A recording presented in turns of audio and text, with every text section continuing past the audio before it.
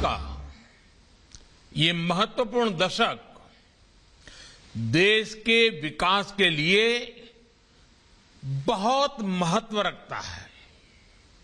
ऐसे में आरबीआई की भी भूमिका बहुत बड़ी है, बहुत महत्वपूर्ण है।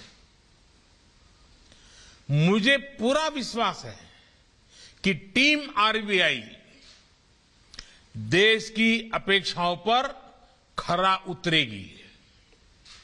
साथियों, बीते 6-7 वर्षों से केंद्र सरकार सामान्य मानवी, उसके हितों को सर्वोच्च प्राथमिकता देते हुए काम कर रही है। एक रेगुलेटर के तौर पर आरबीआई अन्य वित्तीय संस्थाओं के साथ लगातार संवाद बनाए रखता है।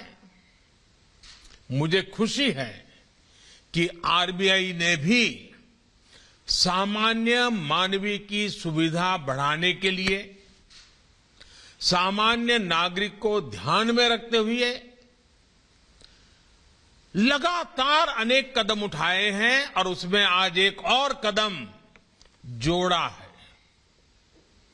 आज जिन 2 योजनाओं को लॉन्च किया गया है, उनसे देश में निवेश के दायरे का विस्तार होगा और कैपिटल मार्केट्स को एक्सेस करना निवेशकों के लिए अधिक आसान, अधिक सुरक्षित बनेगा।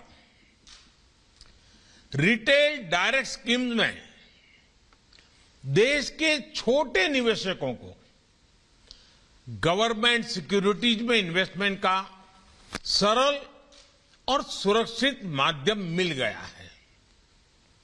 इसी प्रकार इंटीग्रेटेड अंबर्समेंट लोकपाल स्कीम के बैंकिंग सेक्टर में वन नेशन वन एम्बर्समेंट, ये सिस्टम ने आज साकार रूप लिया है। इससे बैंक कस्टमर्स की हर शिकायत, हर समस्या का समाधान समय पर बिना परेशानी को हो सकेगा। और मेरा स्पष्ट मत है कि लोकतंत्र की सबसे बड़ी ताकत आप ग्रीवेंस रिड्रेसल सिस्टम में कितने मजबूत हैं, कितने संवेदनशील हैं, कितने प्रोएक्टिव हैं, वही तो लोकतंत्र की सबसे बड़ी कसौटी है।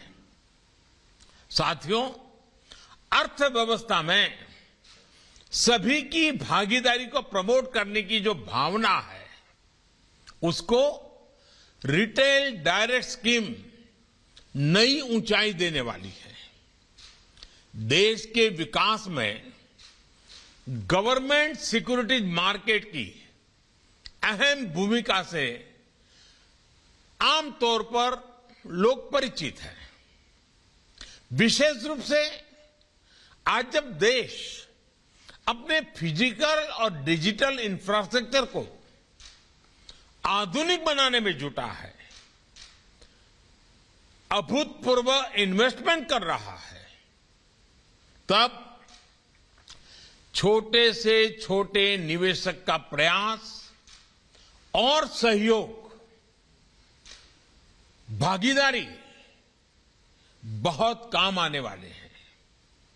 अभी तक गवर्नमेंट सिक्योरिटी मार्केट में हमारे मध्यम वर्ग, हमारे कर्मचारियों, हमारे छोटे व्यापारी, सीनियर सिटीजन्स, यानी जिनकी छोटी सेविंग है, उनको सिक्योरिटीज में निवेश के लिए बैंक इंश्योरेंस या म्यूचुअल फंड्स जैसे इनडायरेक्ट रास्ते अपनाने पड़ते थे। अब उन्हें सुरक्षित निवेश का एक और बेहतरीन विकल्प मिल रहा है। अब देश के एक बहुत बड़े वर्ग को गवर्नमेंट सिक्योरिटीज में देश की संपदा के निर्माण में सीधा निवेश करने में और आसानी होगी। ये भी आप जानते हैं कि भारत में सभी गवर्नमेंट सिक्योरिटीज में गारंटेड सेटलमेंट का प्रावधान होता है।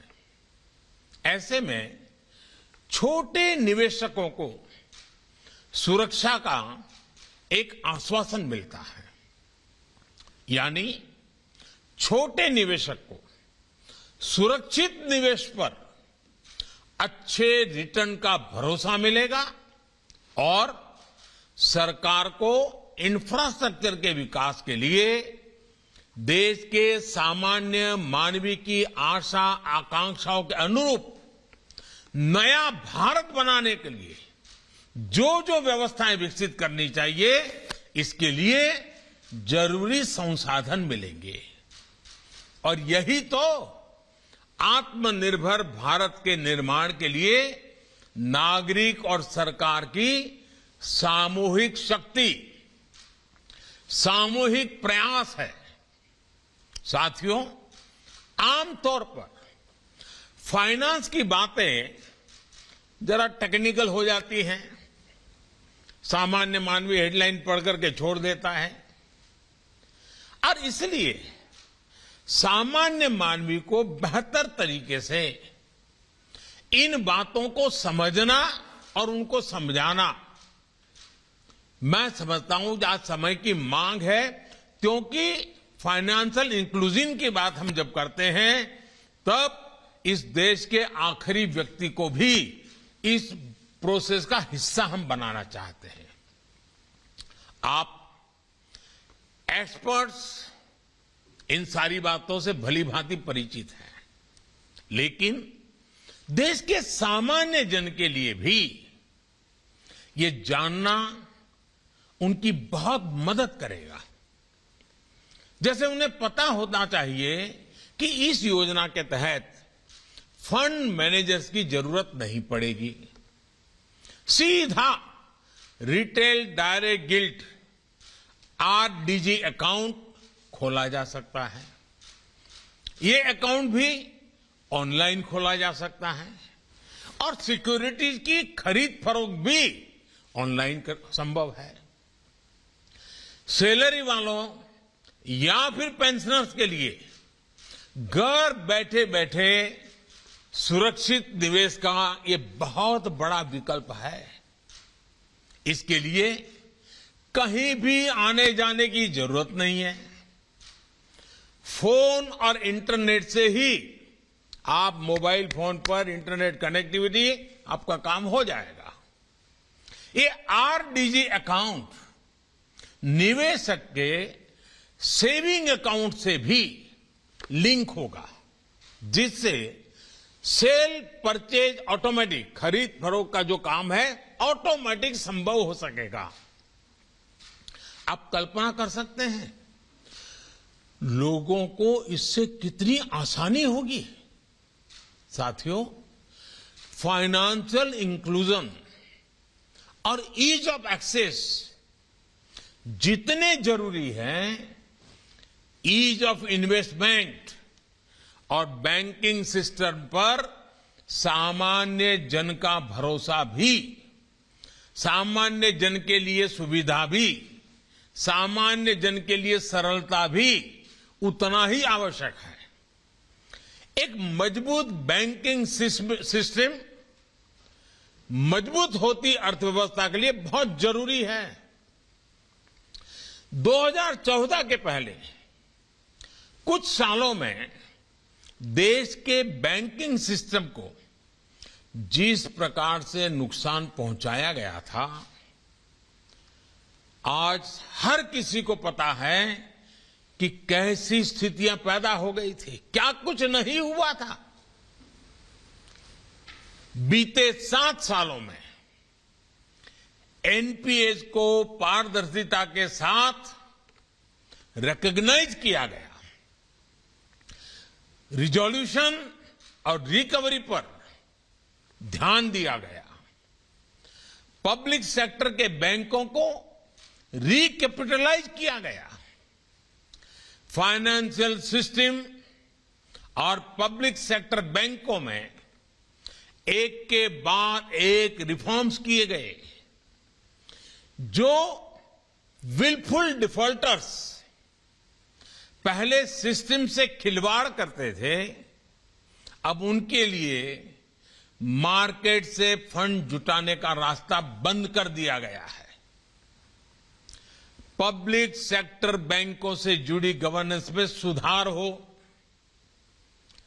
डिसीजन मेकिंग, ट्रांसफर पोस्टिंग से जुड़ी आजादी हो, छोटे बैंकों को मर्ज कर बड़े बैंकों का निर्माण हो, या फिर national asset reconstruction company limited की स्थापना हो, इन सभी कदमों में आज बैंकिंग सेक्टर में नया विश्वास, नई ऊर्जा लौट रही है।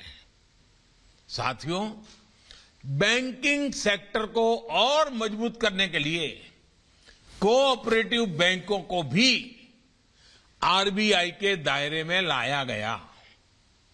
इससे इन बैंकों की गवर्नेंस में भी सुधार आ रहा है और जो लाखों डिपॉजिटर्स हैं, उनके भीतर भी इस सिस्टम के प्रति विश्वास मजबूत हो रहा है। बीते कुछ समय में डिपॉजिटर्स के हितों को देखते हुए ही अनेक फैसले लिए गए हैं। वन नेशन वन अम्बर्समेंट सिस्टम, इससे डिपॉजिटर्स को और इन्वेस्टर फर्स्ट के कमिटमेंट को बल मिला है। आज जो योजना लॉन्च हुई है, इससे बैंक, एनबीएफसीज और प्रीपेड इंस्ट्रूमेंट में 44 करोड़ लोन अकाउंट और 220 करोड़ डिपॉजिट अकाउंट, इसके जो धारक हैं, उन धारकों को सीधी राहत मिलेगी। अब आरबीआई के द्वारा रेगुलेटेड सभी संस्थाओं के लिए खाता धारकों की शिकायतों को दर्ज करने, ट्रैक करने और मॉनिटर करने का एक ही प्लेटफॉर्म होगा। यानी शिकायत निवारण के लिए खाता धारक को अब एक और आसान विकल्प मिला है। जैसे कि अगर किसी का बैंक अकाउंट लखनऊ में हो और वो दिल्ली में काम कर रहा हो, तो पहले होता यह था कि उसको लखनऊ के एम्बर्समेंट को ही शिकायत करनी पड़ती थी। लेकिन अब उसे भारत में कहीं से भी अपनी शिकायत दर्ज करने की सुविधा मिल गई है। मुझे यह भी बताया गया है कि ऑनलाइन फ्रॉड, साइबर फ्रॉड से जुड़े मामलों को एड्रेस करने के लिए आरबीआई ने इस योजना में आर्टिफिशियल इंटेलिजेंस के व्यापक उपयोग का प्रावधान किया है। इससे बैंक और जांच करने वाली एजेंसियों के बीच कम से कम समय में बेहतर तालमेल सुनिश्चित हो सकेगा। जितनी जल्दी एक्शन होगा, फ्रॉड से निकाली गई रकम की रिकवरी की संभावनाएं उतनी ही अधिक होगी। ऐसे कदमों से डिजिटल पेनिट्रेशन और कस्टमर इंक्लूसिवनेस का दायरा भी बड़े विश्वास के साथ बढ़ेगा, कस्टमर का भरोसा और बढ़ेगा।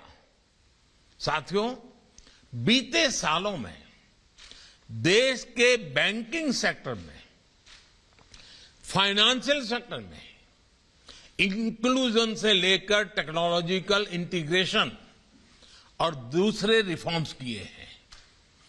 उनकी ताकत हमने कोविड के इस मुश्किल समय में देखी हैं और उसके कारण सामान्य मानवीय की सेवा करने का एक संतोष भी पैदा होता है। सरकार जो बड़े बड़े फैसले ले रही थी, उसका प्रभाव बढ़ाने में आरबीआई के फैसलों ने भी बहुत बड़ी मदद की है और मैं आरबीआई गवर्नर और उनकी पूरी टीम को सार्वजनिक रूप से इस संकट काल में जिस प्रकार से उन्होंने चीजों को हिम्मतपूर्वक निर्णय किए हैं, इसके लिए बहुत बहुत बधाई देता हूं, पूरी टीम का अभिनंदन करता हूं। सरकार द्वारा जिस क्रेडिट गारंटी स्कीम की घोषणा की गई थी, उसके तहत लगभग 2,90,000 करोड़ रुपए से अधिक का लोन स्वीकृत किया जा चुका है। इसकी मदद से 1.25 करोड़ से अधिक लाभार्थियों ने अपना उद्यम और मजबूत किया है। इसमें से अधिकतर एमएसएमईज हैं, हमारे मध्यम वर्ग के छोटे उद्यमी हैं। साथियों, कोविड काल में ही सरकार द्वारा छोटे किसानों को किसान क्रेडिट कार्ड देने के लिए विशेष मुहिम चलाई गई, जिससे 2.5 करोड़ से अधिक किसानों को केसीसी कार्ड्स भी मिले और लगभग 2.25 लाख करोड़ का कृषि ऋण भी उन्हें मिल गया। पीएम स्वनिधि से करीब 26 लाख स्ट्रीट वेंडर्स को, जो ठेला चलाते हैं, सब्जी बेचते हैं, ऐसे 26 लाख लोगों को ऋण मिल चुका है। और आप कल्पना कर सकते हैं, कोविड का इस संकट काल के बाद 26 लाख से ज्यादा हमारे स्ट्रीट वेंडर्स को इतनी बड़ी मदद मिल जाए, कितना बड़ा उनके लिए संबल हो गया। इस योजना से उन्हें बैंकिंग सिस्टम से भी जोड़ दिया है। ऐसे अनेक इंटरवेंशन ने गांव और शहरों में आर्थिक गतिविधियों को फिर से शुरू करने में बहुत महत्वपूर्ण भूमिका निभाई है। साथियों, 6 साल पहले तक भारत में बैंकिंग, पेंशन, इंश्योरेंस, ये सब कुछ एक एक्सक्लूसिव क्लब जैसा हुआ करता था। देश का सामान्य नागरिक, गरीब परिवार, किसान, छोटे व्यापारी, कारोबारी, महिलाएं, दलित, वंचित, पिछड़े, इन सबके लिए ये सब सुविधाएं बहुत दूर थी। जिन लोगों पर इन सुविधाओं को गरीब तक पहुंचाने की जिम्मेदारी थी, उन्होंने भी इस पर कभी ध्यान नहीं दिया, बल्कि बदलाव ना हो, कोई परिवर्तन ना आए, गरीब तक जाने के रास्तों को बंद करने के लिए जो कुछ भी तर्क दे सकते हैं, भांति भांति के बहाने, यही एक परंपरा हो गई थी। और क्या कुछ कहा नहीं जाता था, खुलेआम बेशर्मी के साथ कहा जाता था, अरे बैंक की ब्रांच नहीं है, स्टाफ नहीं है, इंटरनेट नहीं है, लोगों में जागरूकता नहीं है, न जाने कैसे कैसे तर्क दिए जाते थे। अनप्रोडक्टिव सेविंग्स और इनफॉर्मल लैंडिंग, इससे सामान्य नागरिक की स्थिति भी खराब हो रही थी और देश के विकास में उसकी भागीदारी भी न के बराबर थी। पेंशन और बीमा का तो यही माना जाता था कि ये सब समृद्ध परिवारों के भाग्य में ही है, लेकिन आज स्थिति बदल रही है। आज फाइनेंशियल इंक्लूजन ही नहीं, बैंकिंग और फाइनेंशियल सेक्टर में ईज ऑफ एक्सेस भारत की पहचान बन रही है। आज अलग अलग पेंशन योजनाओं के तहत समाज का हर व्यक्ति 60 वर्ष की आयु के बाद 60 वर्ष की आयु के बाद मिलने वाली पेंशन की सुविधा से जुड़ सकता है। पीएम जीवन ज्योति बीमा योजना और पीएम सुरक्षा बीमा योजना के तहत लगभग 38 करोड़ देशवासी 38 करोड़ कंट्रीमैन 2-2 लाख रुपए की बीमा सुरक्षा से जुड़े हुए हैं। देश के करीब करीब हर गांव में 5 किलोमीटर के दायरे में बैंक ब्रांच या बैंकिंग कॉरेस्पॉन्डेंस की सुविधा पहुंच रही है। पूरे देश में आज लगभग 8.5 लाख बैंकिंग टच पॉइंट्स जो देश के हर नागरिक की बैंकिंग सिस्टम तक पहुंच बढ़ा रहे हैं। जन धन योजना के तहत 42 करोड़ से अधिक जीरो बैलेंस बैंक अकाउंट खोले गए, जिसमें आज गरीब के हजारों करोड़ रुपए जमा है। मुद्रा योजना से महिलाओं, दलित, पिछड़े, आदिवासियों में व्यापारियों, कारोबारियों की एक नई पीढ़ी सामने आई है। और स्वनिधि योजना से रेहड़ी, ठेला, फेरी चलाने वाले भी इंस्टीट्यूशनल लैंडिंग से जुड़ पाए हैं। साथियों, लास्ट माइल फाइनेंशियल इंस्टीट्यूशन से जब डिजिटल एम्पावरमेंट जुड़ गया तो उसने देश के लोगों को एक नई ताकत दी है। 31 करोड़ से अधिक रुपए कार्ड, करीब 50 लाख पॉस एमपॉस मशीन्स ने आज देश के कोने कोने में डिजिटल ट्रांजैक्शन को संभव बनाया है। यूपीआई ने तो बहुत ही कम समय में डिजिटल ट्रांजैक्शन के मामले में भारत को दुनिया का अग्रणी देश बना दिया है। सिर्फ 7 सालों में भारत ने डिजिटल ट्रांजैक्शन के मामले में 19 गुना की छलांग लगाई है, 19 टाइम। आज 24 घंटे, 7 दिवस और 12 महीने देश में कभी भी कहीं भी हमारा बैंकिंग सिस्टम चालू रहता है। इसका लाभ भी हमने कोरोना के इस काल में देखा है। साथियों, आरबीआई का एक संवेदनशील रेगुलेटर होना और बदलती हुई परिस्थितियों के लिए खुद को तैयार रखना देश की एक बहुत बड़ी ताकत है। आजकल आप देख रहे हैं कि फिनटेक जैसे क्षेत्र में हमारे भारतीय स्टार्टअप्स कैसे ग्लोबल चैंपियन बन रहे हैं। इस क्षेत्र में टेक्नोलॉजी तेजी से बदल रही है